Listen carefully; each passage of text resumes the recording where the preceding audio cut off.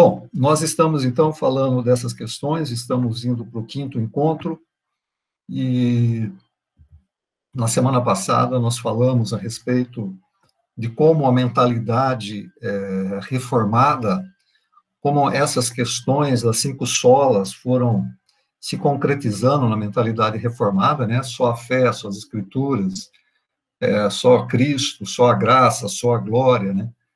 E a gente chega até hoje, dentro do movimento reformado, com essas questões, ou seja,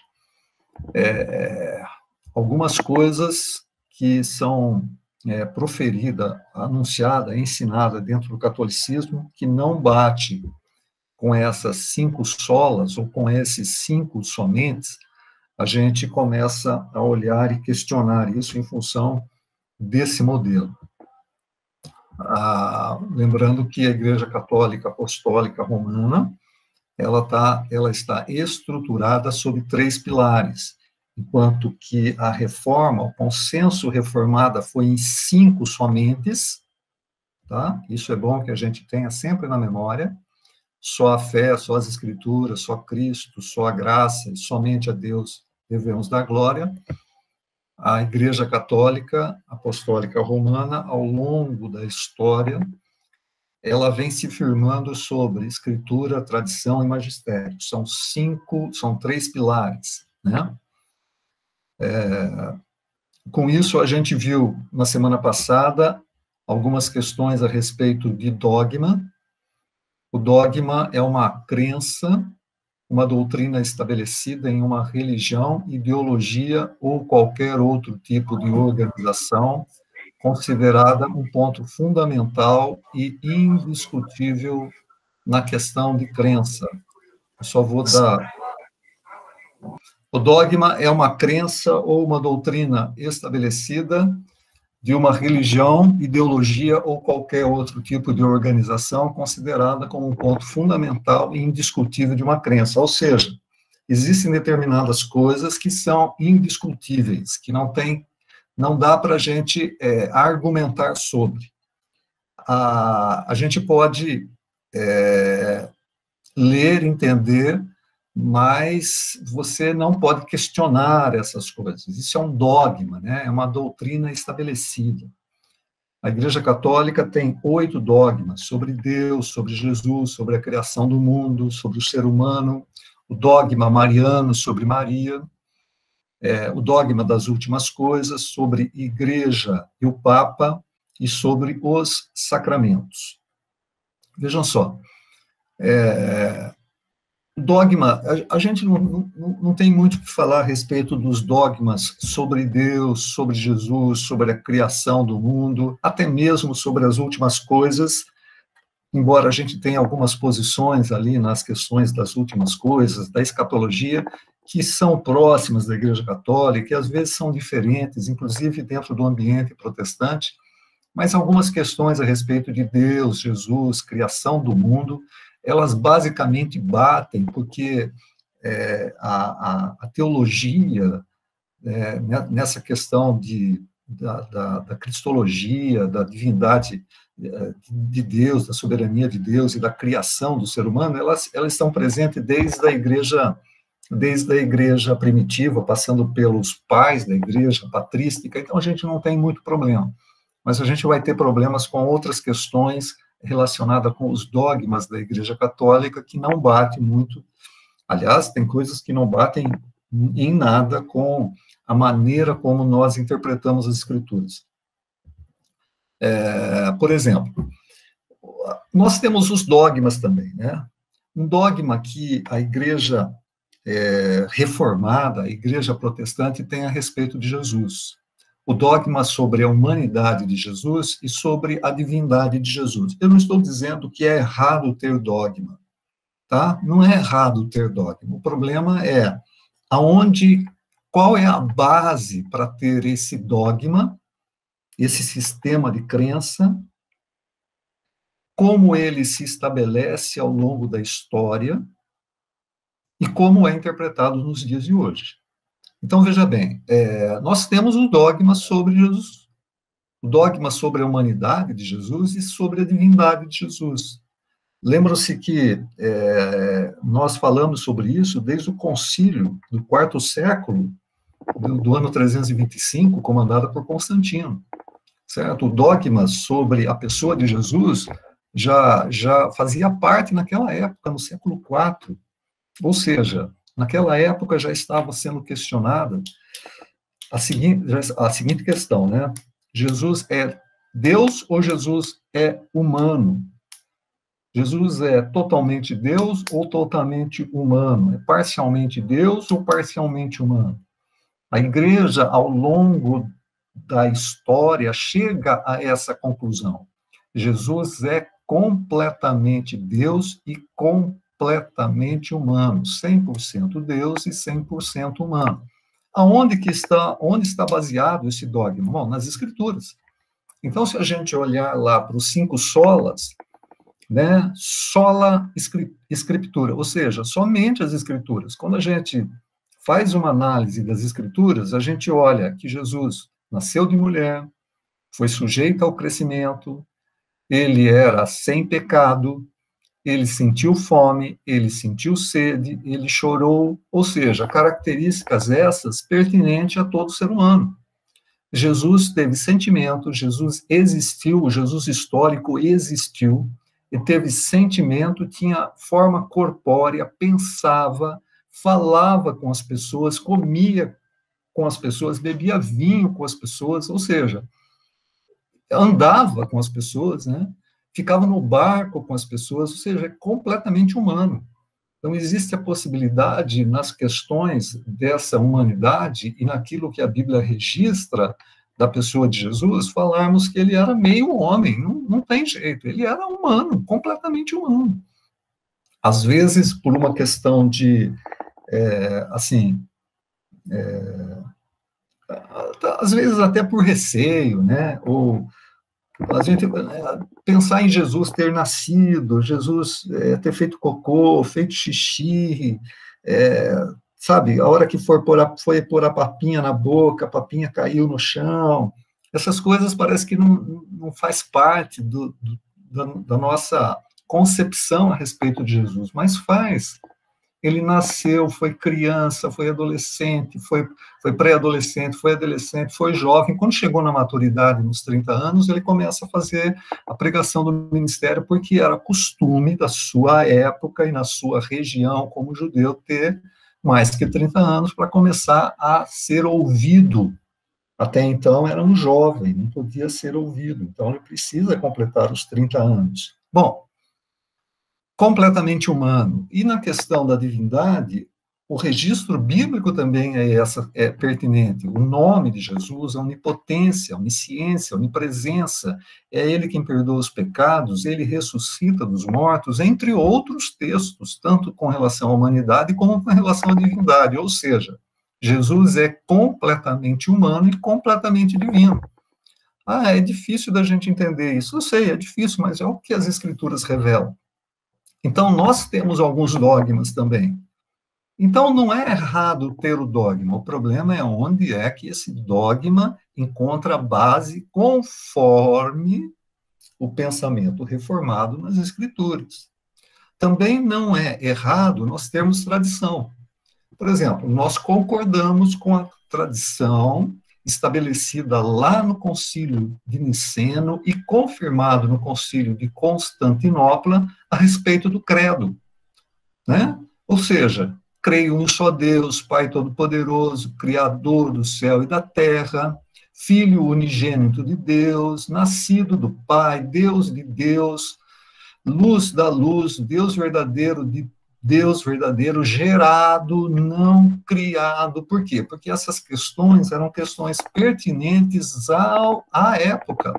Tá certo que hoje também nós temos algumas questões. E quando começa alguma coisa a respeito de quem é Jesus, de quem é Deus, de quem é o Espírito, nós podemos sim recorrer à tradição.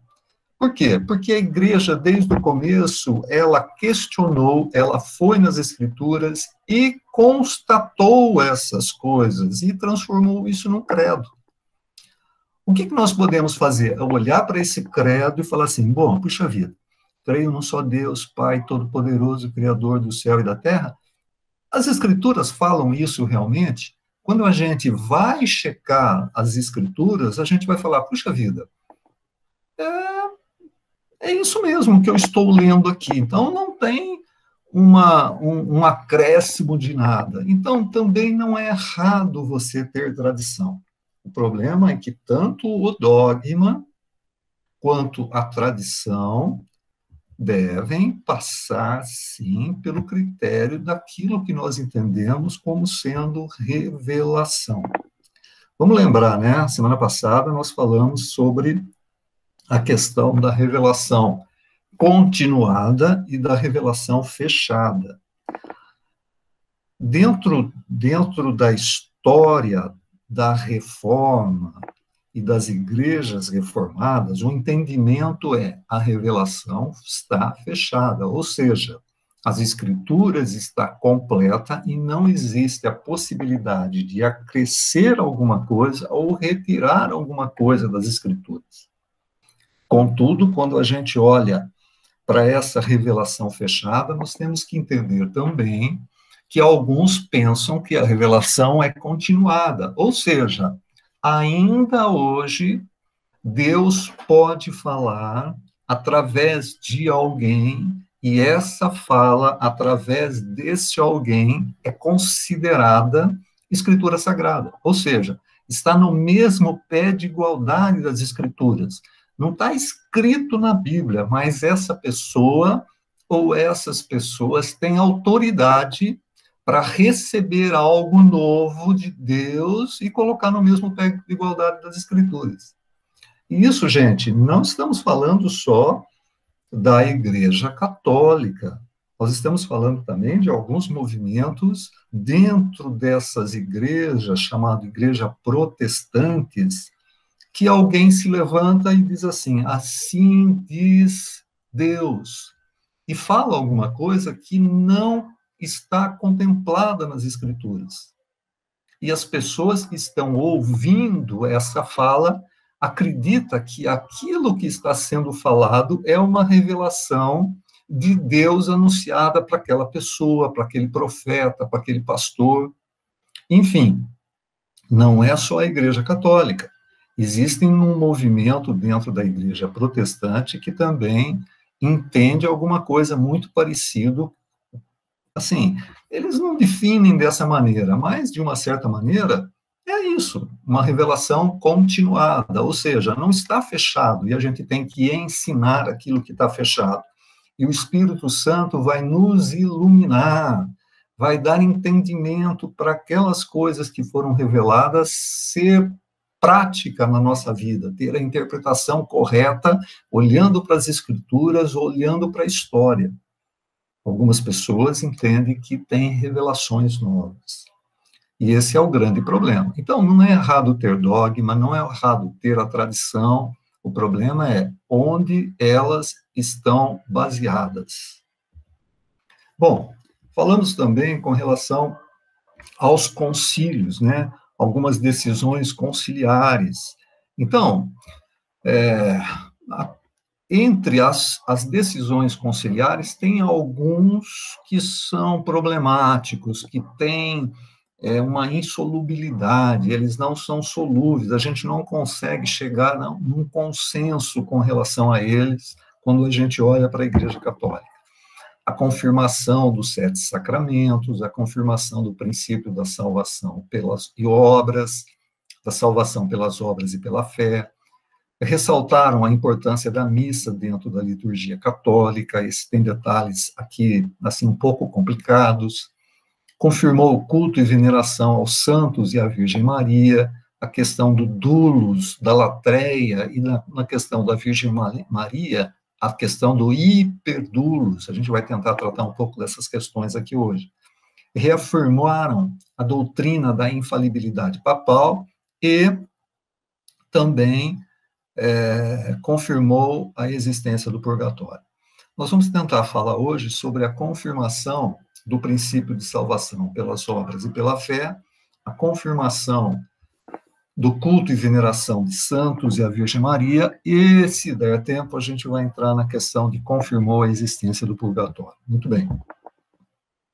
Nós temos, além desses 5 encontros, pelo menos mais 4 no mês de setembro, nós vamos tentar falar sobre cada um deles. A questão da confirmação dos sacramentos, como são 7 sacramentos, nós vamos ter um pouco mais de tempo para tratar deles, tá?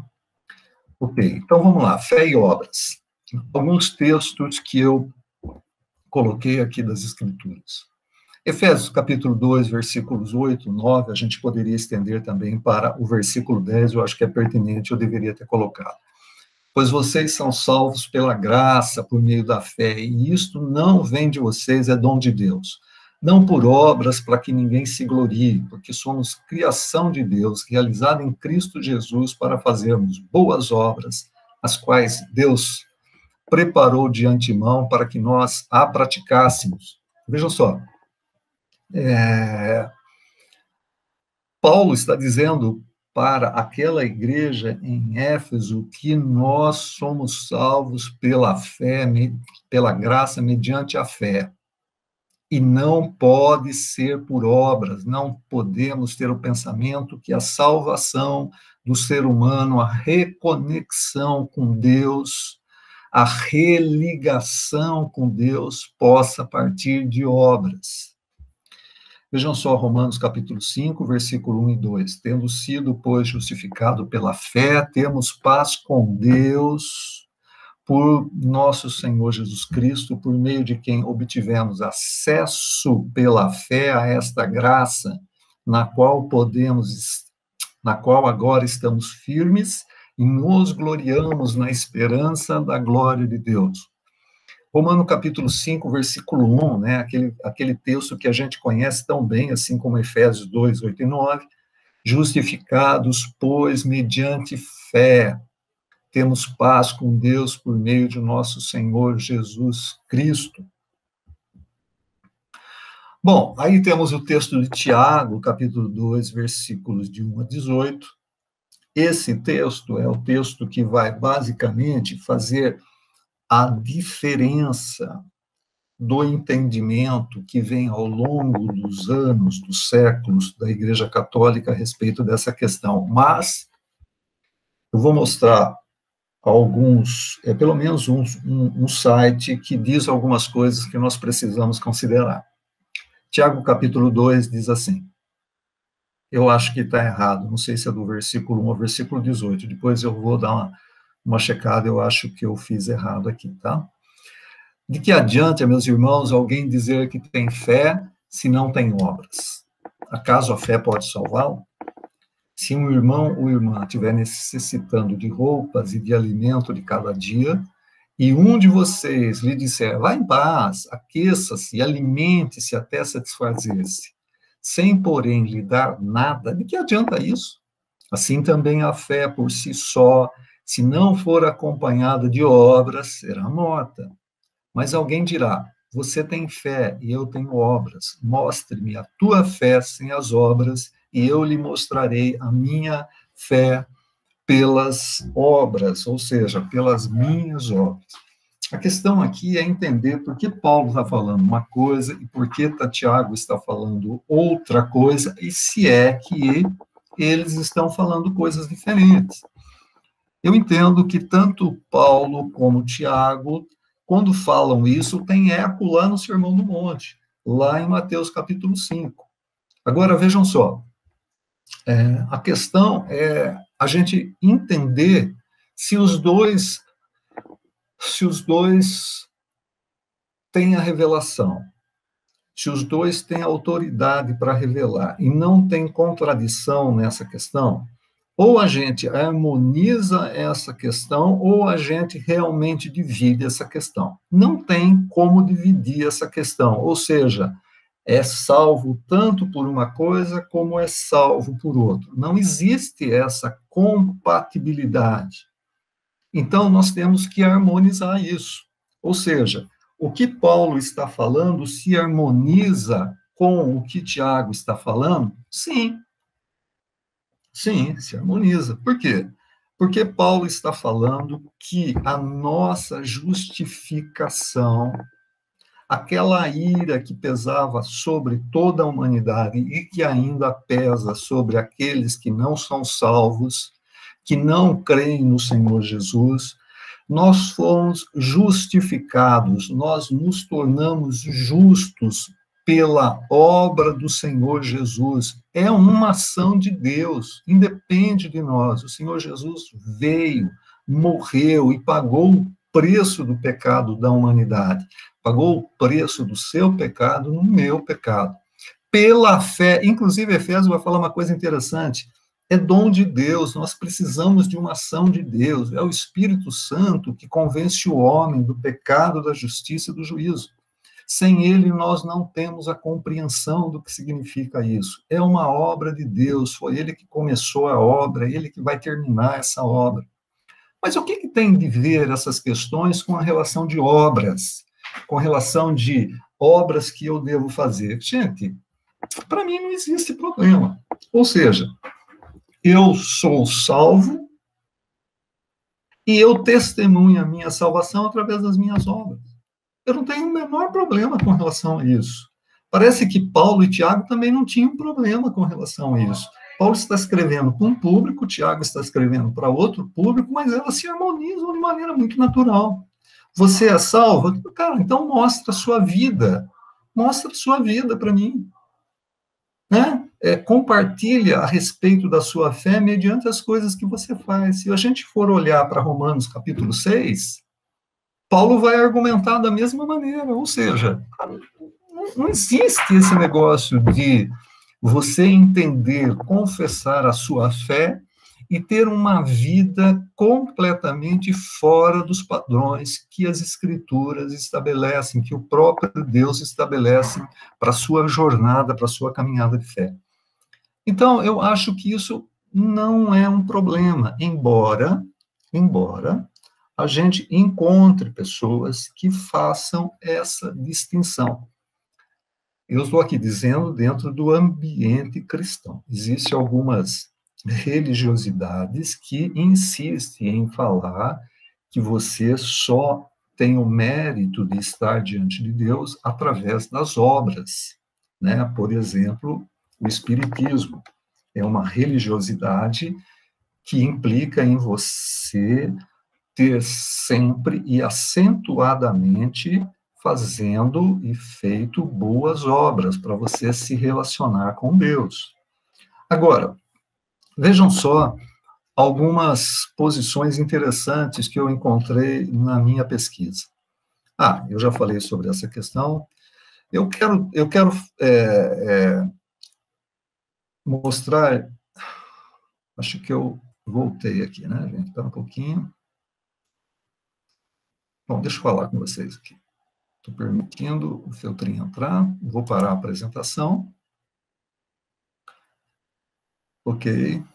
Estou vendo o chat aqui para ver se está tudo bem. Alguém tem alguma pergunta, gente? Eu parei a minha apresentação para fazer alguma... para verificar se vocês têm algumas perguntas ou não.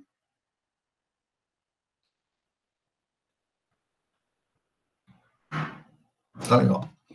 Então, vamos voltar lá para a apresentação. Tela inteira. Vou compartilhar a minha apresentação.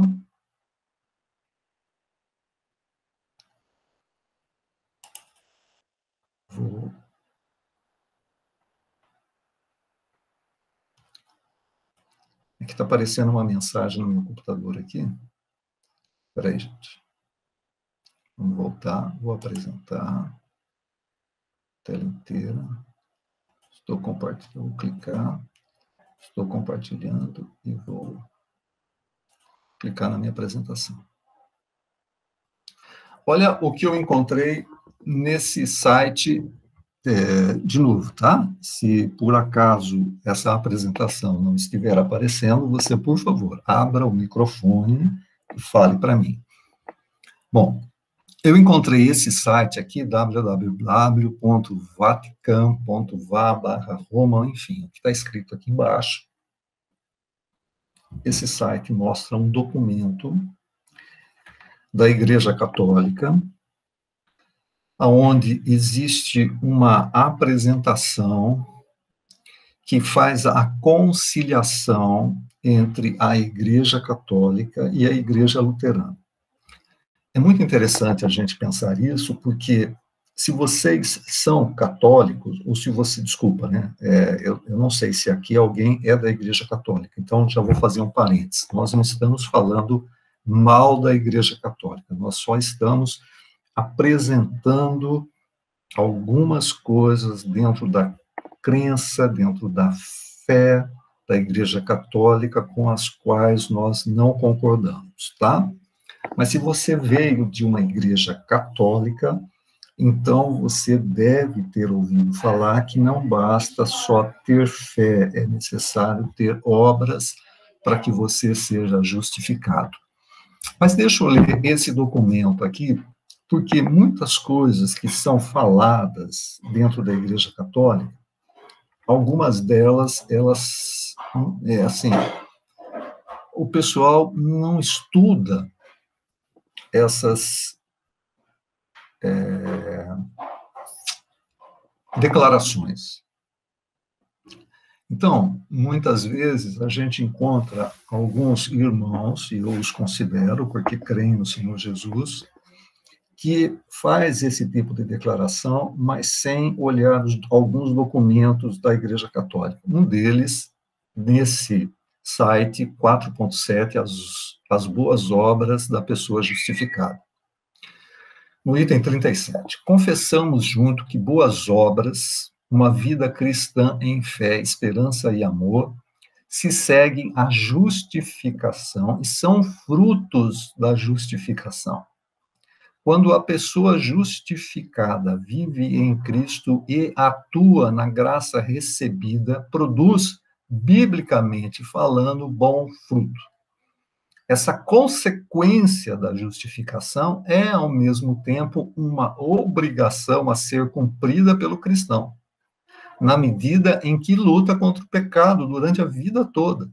Por isso, Jesus e os escritos apostólicos admoestam aos cristãos a realizar obras de amor. Item 38.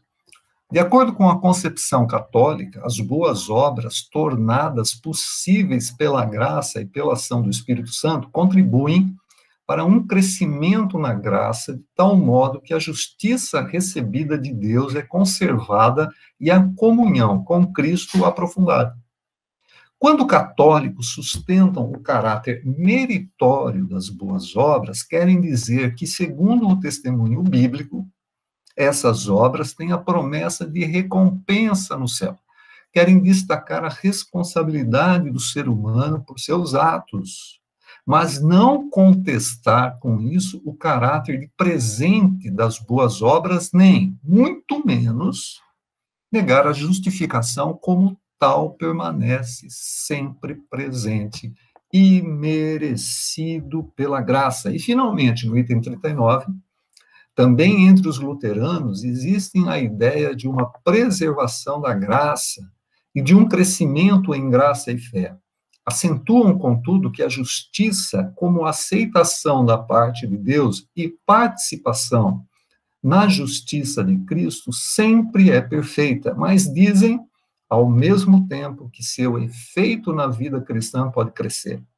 Quando vêm as boas obras da pessoa cristã como frutos e sinais da justificação, não como méritos próprios, não deixam, no entanto, de entender a vida eterna, conforme o Novo Testamento, como galardão imerecido no sentido do cumprimento da promessa divina aos crentes. Ou seja, quando nós ouvimos falar que a salvação dentro da estrutura da Igreja Católica é pela fé e pelas obras, também está faltando o entendimento daqueles que estão falando, ou, de uma maneira geral, isso não é ensinado dentro da Igreja Católica. Olha esse outro site da formação Canção Nova, quando ele traz a voz do pastor, que era o Papa Bento XVI. Apresentou para a igreja durante o seu pontificado, no ano de 2008, numa audiência, olha o que ele diz. Bento XVI faz referência nessa audiência especificamente ao que o Papa chama de mal-entendido, nesse duplo entendimento entre fé e obras. Ele nos orienta para não cairmos no mesmo engano de pensar que existe uma contradição entre elas. Bento XVI, antes mesmo de tratar do tema fé e obras, faz referência a uma encíclica, lembrando aos cristãos que no amor recíproco entre os homens encarna-se o amor de Deus e de Cristo por meio do Espírito. Com isso, o Papa quer dizer, claro, deixar claro que, justificado pelo dom da fé em Cristo, somos chamados a viver no amor de Cristo no próximo. Com essa orientação, conseguimos interpretar que a fé e o amor podem ser entendidos como molas propulsoras para nossas ações. Sem as nossas obras, se as nossas obras não tiverem como pano de fundo o amor a Cristo e a fé em Deus, pode ser obras não de salvação, mas de perdição. Então, existem documentos, existe ensino, talvez num círculo mais restrito, mas esse ensino existe, é confirmado aqui por esses sites, mostrando que tem um entendimento. E aqui eu não posso dizer, porque nós teríamos que entrar com um pouco mais de profundidade.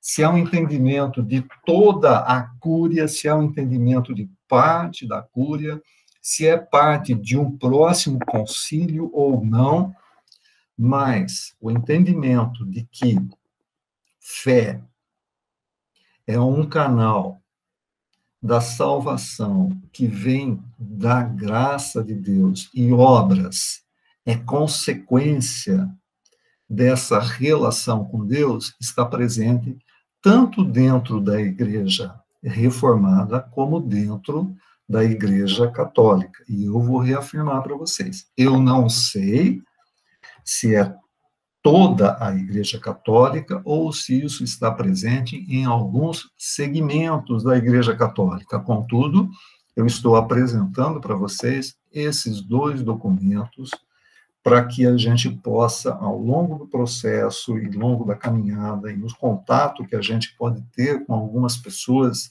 que professam a fé católica, a gente entender melhor essa questão. Tá? Por favor, se vocês tiverem alguma dúvida sobre isso, eu posso ficar um pouco mais respondendo essa questão. Senão, eu vou passar o próximo slide. No próximo slide, eu gostaria de falar com vocês sobre o dogma mariano. Bom, o dogma mariano, que é uma questão de fé importante dentro da Igreja Católica, ele é assim, ele não é um dogma que foi que ocorreu num único concílio. Ao longo dos séculos, alguns concílios eles vêm acontecendo e algumas coisas vão sendo acrescentadas nessa questão do dogma mariano.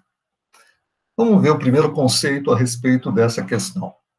O primeiro conceito que aparece está lá no Concílio de Éfeso, no ano de 431. Maria, mãe de Deus, Maria é verdadeiramente mãe de Deus, do Deus encarnado, Jesus Cristo. Já nos primeiros 3 séculos, os padres, os pais da igreja, utilizaram a definição Mater Dei, em latim é Theotokos, no grego, que significa mãe de Deus, tais como Inácio, Orígenes, Atanásio, João Crisóstomo. Essa doutrina foi definida dogmaticamente lá no Concílio de Éfeso, no ano 431. Jesus é plenamente homem e plenamente Deus. Maria foi mãe desse Deus, feito homem, que é Jesus. Assim, Maria é mãe de Deus. É uma realidade que dá fundamento a todas as outras. é uma verdade, em primeiro lugar, sobre Cristo, pois é preciso afirmar que Jesus Cristo é verdadeiramente Deus, para que possamos falar que Maria é mãe de Deus, explica um determinado padre nesse site Canção Nova. Muito bem. O que acontecia aqui, gente? No ano 430, no ano 325, no ano 430, no concílio anterior de Constantinopla, depois no concílio de Éfeso, existia esse problema. Jesus é ou não é Deus? Ele é ou não é completamente Deus? Embora isso tenha sido definido no concílio de Constantinopla, em 325, a questão ainda surgia ao longo dos séculos, ao longo dos anos, né? Porque 325, 431, foi um século e pouco. Dentro desse século ainda surgiu algumas questões, e as questões a respeito de quem é Jesus é um respeito de cristologia, enfim, é um estudo a respeito de quem é Jesus. Naquela oportunidade, o concílio decidiu o seguinte: produzir um documento e dizer, olha, Jesus é completamente Deus e completamente homem, e Maria é mãe de Deus. Ou seja, Jesus é Deus? É. É completamente Deus? É. É completamente homem? É. Como é que a gente pode verificar que Jesus é completamente homem? Porque ele nasceu de alguém, gente. Ele é um ser humano. Então, tem uma definição de Maria ser a mãe de Deus. Dentro da argumentação do século V, ou seja, ano 431, era muito pertinente isso. Falar que Jesus era Deus e falar que ele teve uma mãe era entendimento, ou seja, ele é completamente homem, porque ele nasceu, e é completamente Deus. Hoje você pode argumentar assim, puxa vida, mas não seria melhor dizer que Maria foi mãe de Jesus e que ele é 100%? Sim, acho que sim. O problema é, naquela época fazia sentido essa observação dogmática a respeito de cristologia. Até então, gente, tudo bem. Se a gente vai entender, pô, mas Deus é pré-existente, não teve começo, não teve fim, porque teve mãe. Eu não sei, não entendo. Quando você está falando, quando você está olhando para a Trindade, vendo a pessoa do Pai, a pessoa do Filho, a pessoa do Espírito, não tem a concepção de ter maternidade, mas quando tem a encarnação, tem a questão de ter maternidade. Então, fazia sentido na época essa definição, embora tenha trazido alguns problemas ao longo dos séculos. Por quê? Veja qual é a definição posterior a esse dogma mariano, ou seja, Maria é mãe de Deus. Aí vem uma segunda afirmação. A perpétua virgindade de Maria ensina que Maria é virgem antes, durante e depois do parto. É o dogma mariano mais antigo da Igreja Católica e Oriental, é verdade, com relação à virgindade de Maria. Agora, o problema é o entendimento que ela é virgem antes, durante e depois.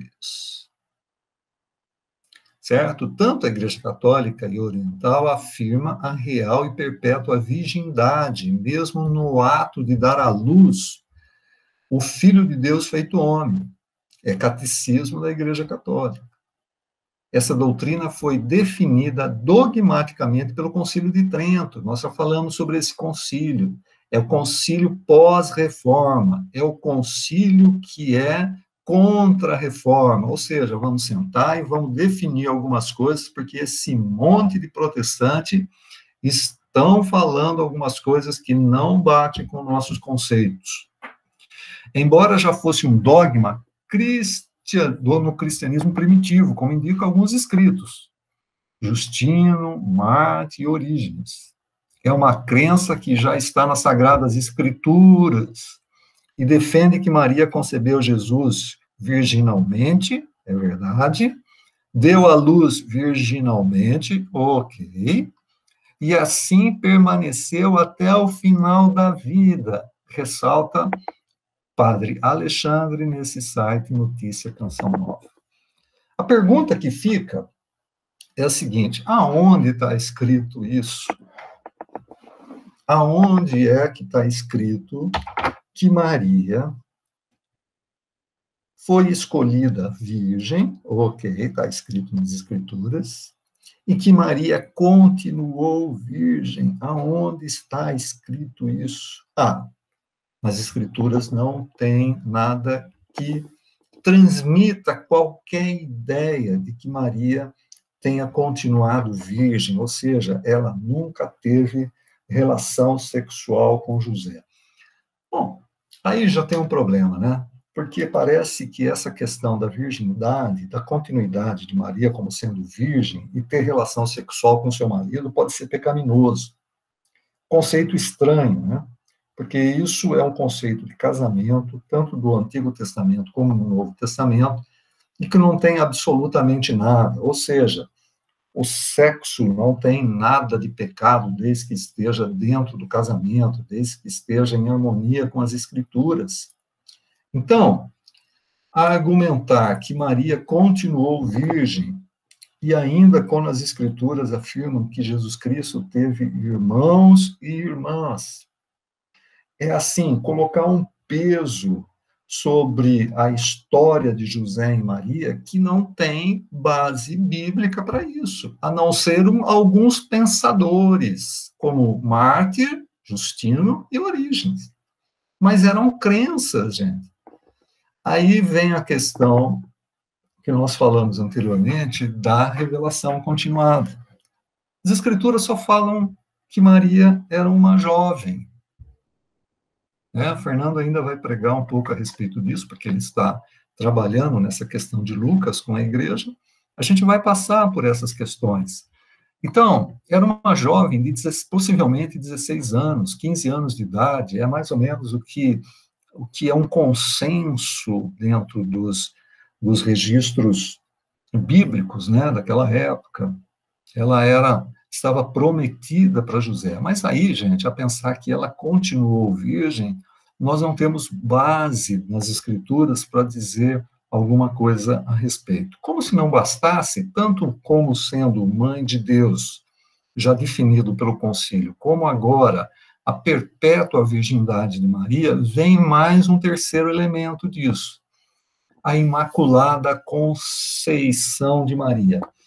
Eu confesso para vocês que quando eu via isso, a Imaculada Conceição, eu sempre imaginava que estivesse relacionado com Maria sendo virgem e tendo dado luz ao Senhor Jesus. Eu era católico ainda e imaginava que era isso, né? A Igreja da Imaculada Conceição. Mas, na realidade, não é isso.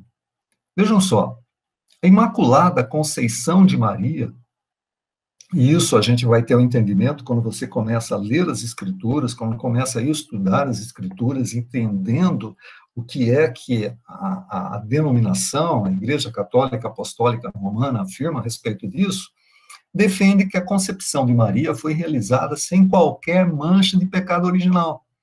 Tá bom, a gente vai ter que tratar o que é isso, o que é pecado original, mas vejam só, dessa forma, ela foi preservada por Deus do pecado desde o primeiro momento da sua existência. Como apontam as palavras do anjo Gabriel, sempre cheia de graça divina. Ele está citando um texto lá de Lucas, se eu não estou equivocado. Essa doutrina foi definida dogmaticamente pelo Papa IX na Constituição Infabilis Dei, em 8 de dezembro de 1854, século XIX. A festa da Imaculada Conceição de Maria é celebrada em 8 de dezembro. Em Campinas é feriado. É o dia de Imaculada Conceição. Definida inicialmente em 1476 pelo Papa Sisto IV, século XV. Também neste caso, muitos escritos dos padres da Igreja já defendiam a Imaculada Conceição de Maria, pois era adequado que a mãe de Cristo estivesse completamente livre do pecado para gerar Jesus. Vejam só, mãe de Deus, virgindade perpétua, e agora tem mais o acréscimo de que ela foi concebida sem pecado.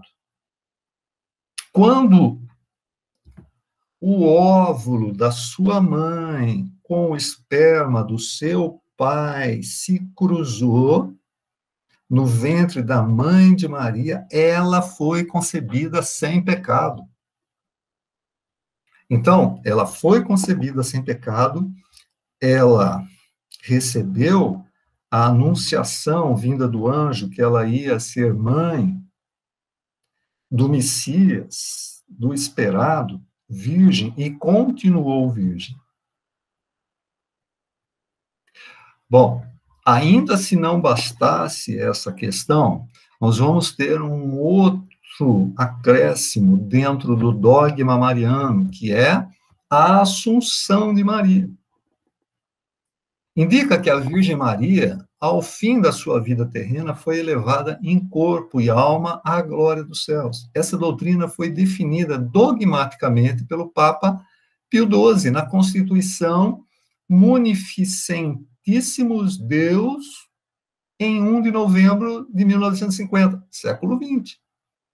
Depois de elevar a Deus muitas e reiteradas preces e de invocar luz do Espírito da Verdade para a glória de Deus Onipotente, que outorgou à Virgem Maria sua peculiar benevolência para a honra do seu Filho, Rei imortal dos séculos e vencedor do pecado e da morte, para aumentar a glória da mesma augusta Mãe e para gozo e alegria de toda a Igreja, com a autoridade de nosso Senhor Jesus Cristo, dos bens-aventurados apóstolos Pedro e Paulo, e com a nossa pronunciamos, declaramos e definimos ser dogma divinamente revelado que Imaculada Mãe de Deus e sempre Virgem Maria, terminado o curso da sua vida terrena, foi assunta em corpo e alma à glória do céu, indica o Papa. É uma verdade em que a Igreja acredita desde os séculos V e VI, quando já havia uma celebração da então chamada Dormição de Maria, ou seja, séculos V e VI, parece que a história já mostrava alguma coisa a respeito.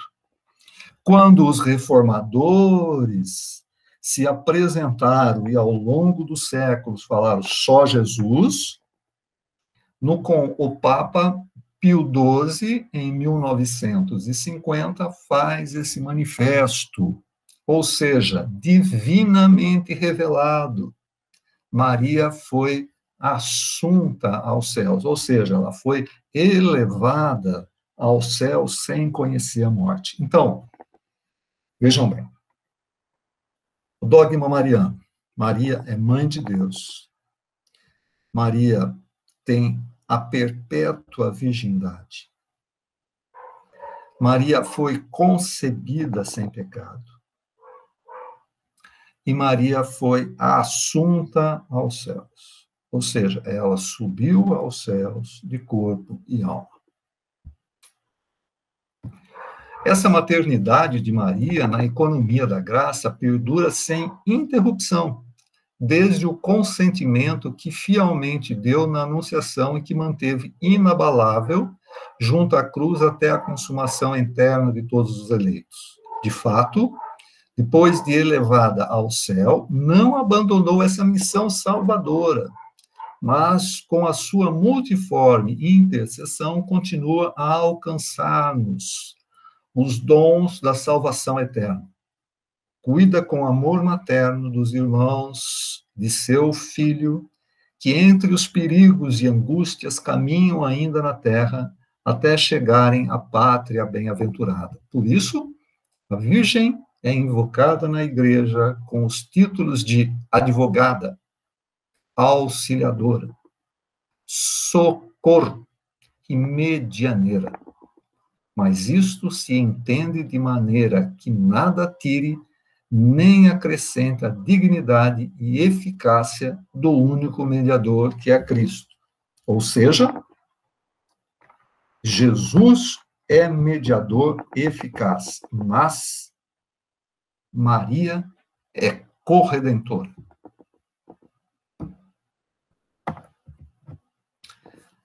Ok, vou voltar para vocês. Eu sei, ficou um pouco extenso, né?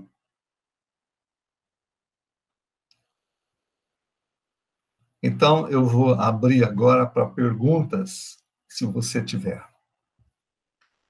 Nós falamos hoje sobre a questão de fé e obras e alguns, pelo menos 2 documentos, mostrando que a Igreja Católica, apesar de nós ouvirmos algumas coisas diferentes, ainda que de alguns católicos, tem documentos mostrando que existe uma tentativa de conciliação, ou seja, você é salvo, sim, pela graça, mediante a fé, e obras é consequência, é a vida que você tem que demonstrar porque você é salvo.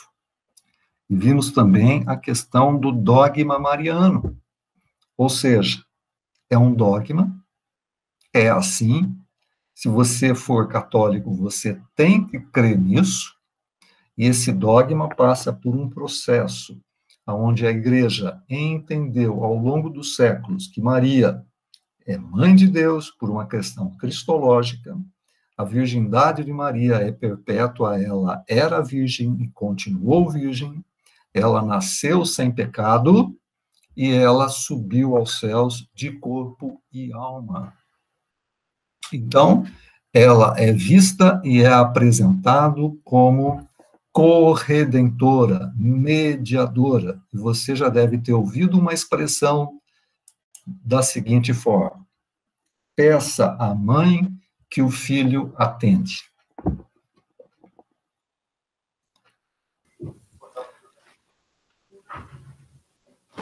Nicole Mingoni diz aqui: não entendi muito bem a necessidade de corredenção de Maria. Como isso funciona?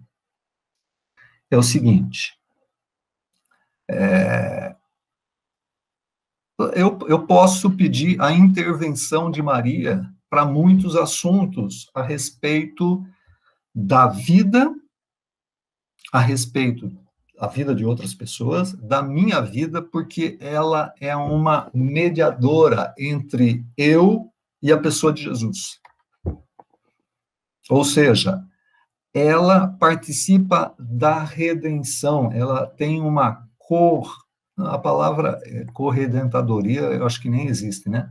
Mas ela participa como corredentora, ou seja, necessitava de Maria ser tudo isso para dar a luz ao Senhor Jesus. Sem Maria ter todas essas prerrogativas, Jesus não poderia ser quem ele é. Como é que Jesus nasce de alguém pecador, ou de uma pessoa pecadora? Ela não podia ter pecado. Veja só, não é a posição da Igreja Reformada, é a posição da Igreja Católica, hein, gente? Vamos deixar isso sempre bem claro, tá? Maria é mediadora. Então, eu não preciso ir diretamente a Jesus, eu posso pedir para a mediadora interceder por mim. Quem assistiu um filme que eu gosto muito, que é... Ai, cara, esqueci agora. Oi? Alto da Compadecida? Alto da Compadecida. O Alto da Compadecida. Se vocês não assistiram, assista, porque é um filme muito bom, certo? É um livro no final vai aparecer a figura da corredentora. É aquela que intercede, e o autor aqui, ele foi certeiro nessa questão. Ou seja, é aquela que intercede junto ao Filho para que ele não condene alguém. Apesar desse alguém ser digno de condenação. Tá? Veja só, gente. Dentro dessa questão apresentada, faz todo sentido você orar para Maria. Gente, olha, Mãe de Deus, virgindade perpétua, nasceu sem pecado e subiu aos céus? Não faz sentido você orar para ela? Faz sentido eu pedir para ela estar viva ao lado de Jesus? Então faz sentido eu pagar promessa, fazer peregrinação, orar muitas vezes, pedir para ela, ter ela como uma imagem dentro da minha casa, faz todo sentido. Por quê? Porque ela é a fonte, a ponte de ligação entre o ser humano e o divino.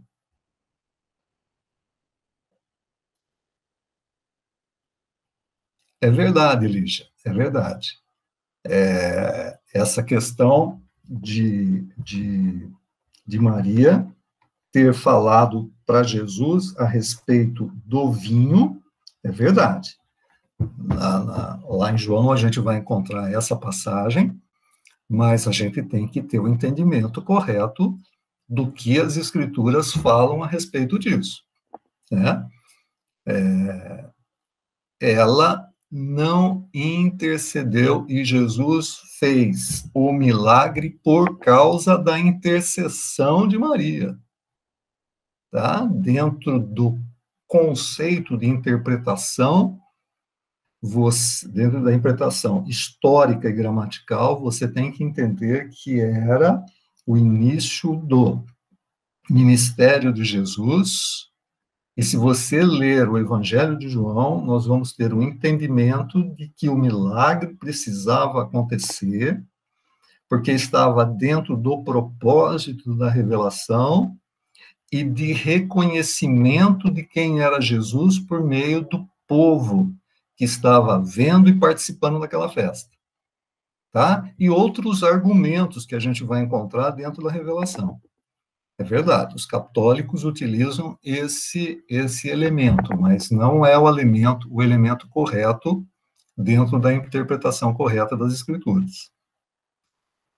Mas mesmo assim, não basta a gente pensar que está baseado num texto das escrituras. Não, porque virgindade perpétua não está, nascimento sem pecado não está, e a assunção de Maria, eu li sobre essa questão baseada única e exclusivamente num texto de Apocalipse, capítulo 12, versículo 1. Depois vocês deem uma lida a respeito disso, tá? O texto, gente, não fala nada a respeito de Maria. É uma interpretação, é uma busca para justificação do conceito conciliar com um texto de escritura. Pois vocês têm uma lida em Apocalipse capítulo 2, versículo 1. Gente, o tempo já está passando, mas deixa eu falar uma coisa para vocês. Na realidade, o tempo já passou, né?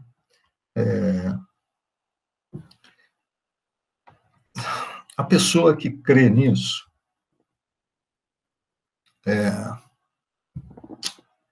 muitas vezes ela é educada, e aqui, gente, nós temos que pensar muito o seguinte: eu não sei qual é a origem cultural sua, mas a minha origem cultural, Basioli, minha família é italiana, tá? Esse conceito de congregação mariana, esse conceito de ter a imagem da Nossa Senhora Aparecida, esse conceito de rezar várias Aves Marias, esse conceito de que a mãe de Jesus, esse conceito é muito forte dentro da fé católica. E ainda mais quando você, dentro de uma cultura, você vai verificar que toda a Constituição, ou a maior parte da Constituição das famílias, por exemplo, italianas, não gira em torno do nono, gira em torno da nona. Se você é italiano, você ia na casa da avó, na casa da nona, você não ia na casa do nono. Essa figura matriarcal da mãe é muito forte dentro de algumas culturas. E isso fica impregnado dentro da mente e do consciente de algumas pessoas. Logo, muitas pessoas entendem o evangelho, conhece a pessoa de Jesus, mas não consegue ferir, por causa de ferimento na sua consciência, não consegue se libertar do dogma. É tão forte, é tão pesado o dogma mariano para algumas pessoas, que acaba se convertendo, sim. Porque entende quem é Jesus, lendo as Escrituras, mas fica muito forte dentro do seu consciente a questão do dogma mariano. Estava lendo uma vez sobre um determinado teólogo católico que crê na pessoa do Senhor Jesus, entende, é salvo, entendeu as Escrituras, mas ele faz a seguinte afirmação: de vez em quando eu derrapo e me pego fazendo uma oração para Maria. Por quê? É muito forte. É muito forte. Eu não estou aqui, de forma nenhuma, acusando, eu estou aqui apresentando a proposta nossa aqui na Sala da Fonte, é apresentar essa questão da crença da Igreja Católica e mostrar para vocês que não existe conciliação em alguns pontos. Isso é um ponto de inconciliação. Né? A gente não consegue andar nessa questão. Por quê? Porque não dá, gente. Não podemos colocar essas questões que vai muito fora da revelação das Escrituras, não é o entendimento, tem um texto aqui que eu entendo de uma maneira, não, é assim, não tem texto. Né? Não tem texto, é só um conceito conciliar. Alcides? Oi. Vladimir falando. Ô, Vlad, bom aí, cara? Tudo bem. Não vou ligar a câmera que eu estou despenteado. Viu? Fala, meu querido.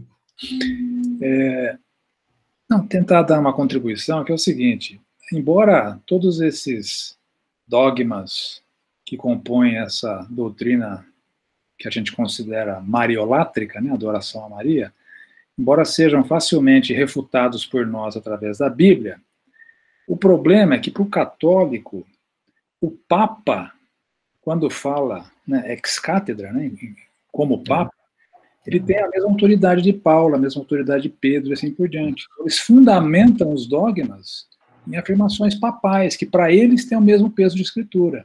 Exato. Isso gera uma dificuldade para a gente argumentar, né? Porque eles não creem na suficiência da escritura. Uhum. Essa contribuição que eu queria dar. Obrigado, Vlad. Essa é uma questão que a gente vai tentar conversar sobre ela a semana que vem, porque a gente vai falar dessa infalibilidade do Papa na questão de ex-cátedra, né? Que é uma das questões que surgem ao longo dos concílios da Igreja e mostrando essa autoridade papal. Entre os 3 últimos concílios, desde 1545 até o Vaticano II, de 1965, a gente vai encontrar essa posição, né? A reafirmação dessa infalibilidade do Papa. E aqui tem um problema sério, né, que o Vlad acrescentou, é um problema de que o colégio de bispo, junto com o Papa, tem autoridade de escritura. E aí a gente não dá para comungar, né? A gente não tem como andar nessa questão. Ok, meus queridos, já são 9h15, são 7h15, né? 19h15. Eu quero agradecer a todos pela participação, viu? Agradecer. Se você tiver um interesse, vocês podem dar uma pesquisada, podem acrescentar, podem mandar alguma mensagem, a gente vai conversando a respeito e vai tentando esclarecer o máximo possível. Eu fiquei muito surpreso quando eu fiz essa pesquisa sobre essa questão de fé e graça. Eu fiquei surpreso quando eu achei algum documento onde já existia uma busca pela conciliação nesse sentido. E é assim, de novo, né? Eu não sei aonde essa questão vai chegar, mas tem alguns documentos tentando conciliar o movimento luterano, tá? O movimento luterano com o posicionamento da Igreja Católica sobre fé e obras. Só para não falar, né, que eu não citando o Geraldo Vandré, para não dizer que não falei das flores, né?